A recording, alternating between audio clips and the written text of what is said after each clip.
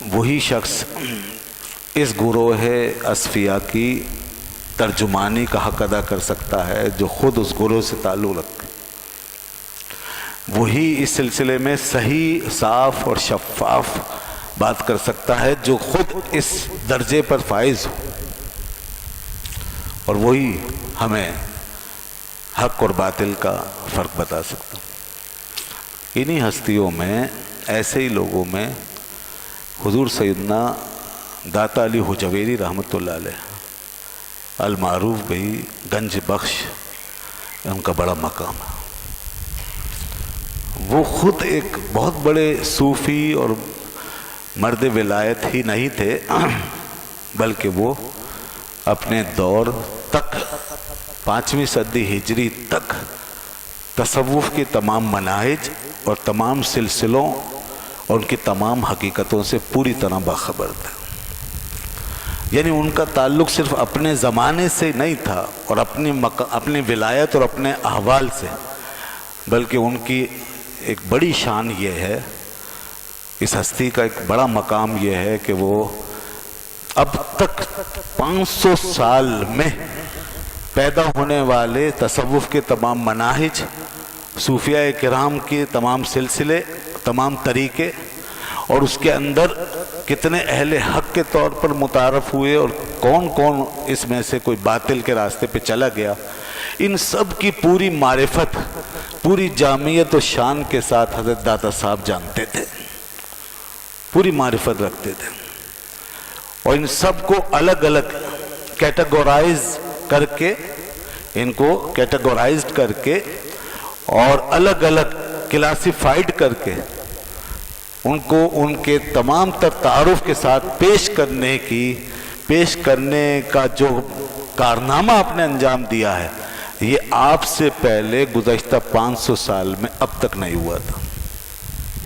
یہ آپ کا سب سے بڑا کمال ہے، اور جب یہ کام آپ نے انجام دیا تو آپ نے اب ہمارے زمانے تک اور قیامت تک دنیا بھر کے لوگوں کی سلسلے میں ایسی رہنمائی کر دی ہے کہ تصوف کے حوالے سے، طریقت کے حوالے سے، صوفیاء کے احوال اور ان کے مقامات کے حوالے سے، اور ان کے آپس کے روحانی اور عرفانی اختلافات کے حوالے سے ایسی عقدہ کشائی کر دی ہے کہ اب اگر کوئی اس کتاب کو نہ پڑھ کے گمراہ ہو جائے تو وہ خود ذمہ دار ہے، لیکن جو اس کو پڑھ لے گا تو کم از کم اس کی تشفی ہو جائے گی اور اس کی الجھنیں خود بخود دور ہو جائیں۔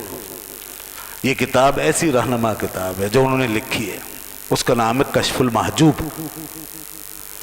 ایک ہی کتاب ان کی یہ بڑی معروف ہے، اور بھی کتابیں لکھی ہیں مگر سب سے زیادہ مشہور یہی کتاب ہے۔ اندازہ کیجئے کوئی 1000 سال کا عرصہ گزر گیا، 1000 سال سے بھی زیادہ کا عرصہ گزرا ہے، اور وہ کتاب آج بھی اس سبجیکٹ میں ایسی رہنما ہے کہ اگر آج بھی کوئی کھول کے اسے پڑھے نا تو ساری حقیقتیں منکشف ہو جائیں اور انسان کی لوح خدا سے لگ جائے۔ یہ کتاب صرف ہماری علمی اور نظریاتی تشفی کا سامان ہی نہیں کرتی، بلکہ ہماری جو اندر کی تشنگیاں ہیں نا، حق سے دور رہنے کی وجہ سے، ان تشنگیوں کو بھی دور کرتی ہے۔ ہماری اپنی پیاس بجھانے کا انتظام بھی اس میں ہے، اور ہمارے اندر کی جو بے چینیاں اور اضطراب کی کیفیت ہے، اگر کوئی دل کی آنکھوں سے اس کتاب کو پڑھ لے تو اس کا اضطراب اور بے چینی دور ہو جائے گا۔ اس کتاب میں ایک کرامت موجود ہے، اور اس کے پیچھے یقیناً ان کا وہ حال موجود ہے نا کہ جو ایک اور ہی دنیا ہے۔ ظاہر ہے کہ ان بزرگوں کا جو قلم چلتا ہے تو وہ ان کے دماغ اور فہم کی ترجمانی نہیں کرتا، بلکہ وہ ان کے حال اور ان کی کیفیت کی ترجمانی کرتا ہے، اور ان کے قلموں سے جو نکلی ہوئی سیاہی ہوتی ہے، اس سیاہی کے اندر ان کے خلوص کی روشنائی گھلی ہوئی ہوتی ہے۔ قلم سے نکلنے والی سیاہی میں ان کے خلوص کی روشنی موجود ہے۔ روشنائی سے میری مراد روشنی موجود ہوتی ہے۔ ان کے سیاہ حروف جو ہیں کسی بھی چمکنے والی چیز سے زیادہ چمکدار ہوتے ہیں۔ یہ وہ بزرگ ہیں۔ اس لیے جب ہم اس ان چیزوں کو پڑھتے ہیں تو ہمارے دلوں کے عقدے کھل جاتے ہیں. تو داتا صاحب رحمۃ اللہ علیہ کو ماننے والے اس ہستی کو پڑھ کے بھی دیکھیں. آواز سمجھ میں آ رہی؟ صحیح ادھر صحیح آواز؟ ہاں. تو داتا صاحب کو جو مانتے ہیں کہ لاہور میں ان کا یہ مرکز، تجلیات کا مرکز، یہ علم و عرفان کا مرکز، روحانیت کا یہ مرکز، وہاں روحانیت جمع ہی نہیں ہے بلکہ وہاں سے روحانیت اور تجلیات پھوٹ رہی ہے. یہ وہ دربار ہے. اور وہاں کی جو بھی نسبت، ان کی محبت کی، ان سے تعلق کی ہر نسبت اتنی بافیض ہے. ان کے روحانیت کا، ان کا یہ منبع اور ان کا یہ سرچشمہ اتنا جامع اور اتنا پاورفل ہے اور ایسا لبالب ہے کہ وہاں سے تعلق رکھنے والا کوئی بھی شخص ان کے فیض، ان کے برکت سے محروم نہیں رہتا. ہر شخص اپنے اپنے حصے کی برکت وہاں سے ضرور پاتا ہے. اب جس سطح پہ بھی ہے نا، اب تو ہمارا لیول صرف اتنا ہی ہے نا کہ وہ جا کے وہاں دعائیں مانگ لی اور اپنی حاجتیں پیش کر دیں، اپنی مشکلیں پیش کر دیں. اور مشکلیں بھی ہماری صرف دنیاوی ہی ہیں نا. یہی ہے نا، کسی کی جاب نہیں ہے تو کسی کو پاس ہونا ہے، تو کسی کو اولاد چاہیے، تو کسی کو روزگار کی وجہ سے پریشان. تو یہ جا کے لوگ اس اللہ کے ولی کی بارگاہ میں پیش ہوتے ہیں تو اللہ تعالیٰ اس مرد ولی کی برکت سے ہماری مشکلیں آسان فرما دیتا. ان کی برکت، ان کا وسیلہ ہمارے کام آ جاتا ہے. ان کی توجہ، ان کی عنایت سے ہماری مشکلیں آسان ہو جاتی ہیں. ایسے بے شمار لوگ ہیں اور ان کے واقعات ہیں. اور خلق خدا کی یہ توجہ اور یہ دھیان کوئی آج سے نہیں ہے.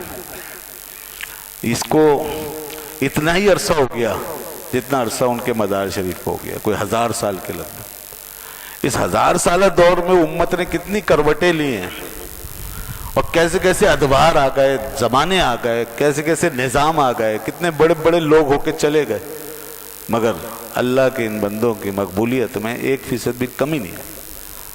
وہی سلسلہ آج تک بندھا ہوا ہے. اور ہر دور کے اب تو وہ اولیاء نہیں رہے، اب تو ویسے اولیاء وہ مشائخ نہیں رہے، ورنہ اس 1000 سالہ دور میں بڑے بڑے اولیاء، بڑے بڑے مشائخ داتا صاحب کے دروازے پہ، ان کی چوکھٹ پہ جبیں سائی کرتے ہوئے نظر آتے ہیں اور دامن پسارے ہوئے نظر آتے ہیں. یعنی اس سے بڑا اب نام کس کا ہوگا جو پورے اس بر صغیر پر جس کی سب سے بڑی حکومت ہے اور جس کے فیض کا سب سے بڑا دھارا بہا ہے ان کے بعد سے حضرت خواجہ معین الدین چشتی اجمیری رحمۃ اللہ علیہ. پھر ایسا لگتا ہے کہ پورے اس خطے کو ایک اور مرد کلندر نے اپنی آغوش رحمت میں لے لیا اور وہ فیض بہایا ہے کہ جگہ جگہ ایک کنارے سے دوسرے کونے تک کوئی خطہ ان کی فیض رسانیوں سے محروم نہیں رہا. کیسے کیسے جن کے پیروں کی ٹھوکر سے، جن کے قدموں کی برکت سے، جن کے نفحات کے فیض سے کیسے کیسے اولیاء پیدا ہو کر صدیوں تک پیدا ہوتے رہے. بتائیے اس ولایت و کرامت کے اس منبع و سرچشمہ کا معاملہ دیکھیے حضرت خواجہ غریب نواز رحمۃ اللہ علیہ کا، کہ وہ بھی اپنے سفر اور اسفار کے دوران جب یہاں سے گزرے اور آگے جانا تھا اجمیر تو داتا صاحب کے مزار پہ حاضر ہوئے. اور حاضر ہی نہیں ہوئے بلکہ یہاں ان کی فیض و برکت کی شان دیکھ کر کے جو سنا تھا اور جو دیکھا اس کے پیش نظر وہ یہاں پر باقاعدہ چلہ کرنے بیٹھ گئے. چلہ فرمایا اور 40 دن کا قیام کیا. کتنے دن کا؟ 40 دن کا قیام. وہ ان کے قدموں میں بالکل سامنے اب بھی وہ جگہ ایک حجرے کی شکل میں موجود ہے.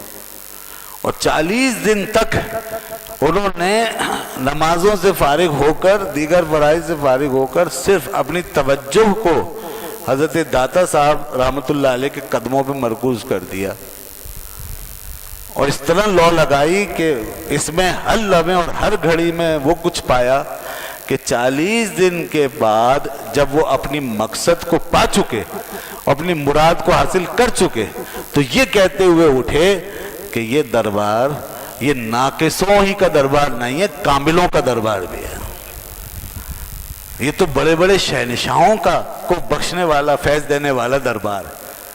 ولایت کے بڑے بڑے شہ سواروں کو نوازنے والا دربار بھی ہے یہ۔ یہاں صرف ناقصوں ہی کے لیے خیرات نہیں بٹ رہی، کاملوں کے لیے۔ گنج بخشے فیض عالم، مظہر نور خدا، ناقصارا پیر کامل، کاملارا رہنما۔ تو یہ ان کی شان ہے۔ یہ ماہ سفر میں ان کا دن منایا جاتا ہے نا، اب ان کا عرس مبارک آنے والا ہے۔ میں اسی مناسبت سے ذکر لے کے چلا ہوں، اس ہستی کی شان کو تو سمجھ۔ تو 5ویں صدی ہجری کا آغاز تھا اور آپ کا وجود مسعود دنیا میں متولد ہوا، آپ دنیا میں جلوہ گر ہوا۔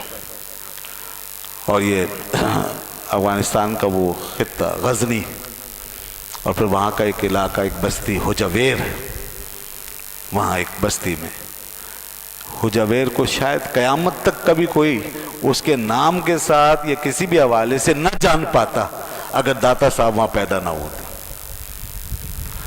ذرا ان کی شان تو دیکھ کہ معروف بستیاں تو ہیں ہی معروف، یہ ہستیاں ایسی غیر معروف بستیوں، گمنام دور دراز کے پہاڑوں میں، کہیں میدانوں میں اور صحراؤں میں کہیں ان کی نسبت ہو جائے، ان علاقوں کو، وہاں کی بستیوں کو، وہاں کے پتھروں کو، وہاں کے ریگزاروں کو، تو ان کی قسمت چمک جاتی ہے اور قیامت تک کے لیے وہ ایک ایسی تاریخ بن جاتے ہیں کہ پھر دنیا ان خطوں کو بھول نہیں سکتے۔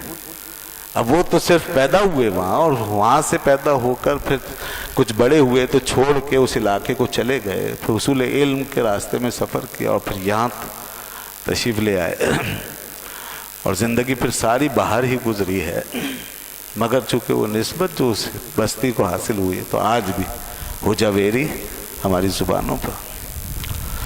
اور کیا خطہ تھا وہ، کیسے تھے وہ افغانستان، اور کیسے تھے وہ خراسان، اور کیسا تھا وہ ایران، اور کیسے تھے یہ عربستان، جہاں سے ایسی ایسی ہستیاں نکل کے آتی تھی، پوری دنیا کے لیے رحمت بن جاتے تھے، علم و معرفت کے سمندر نکلتے تھے۔ آج یہ سب بنجر ہو گیا، سب تاریخ کا حصہ بن گیا۔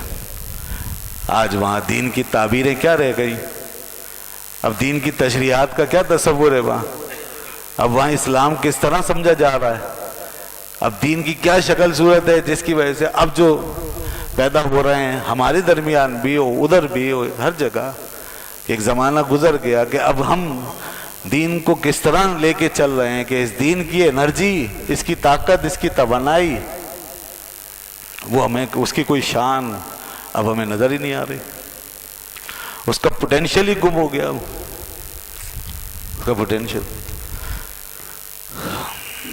وہ کیا کہا تھا غالباً علامہ اقبال کا شعر ہے کہ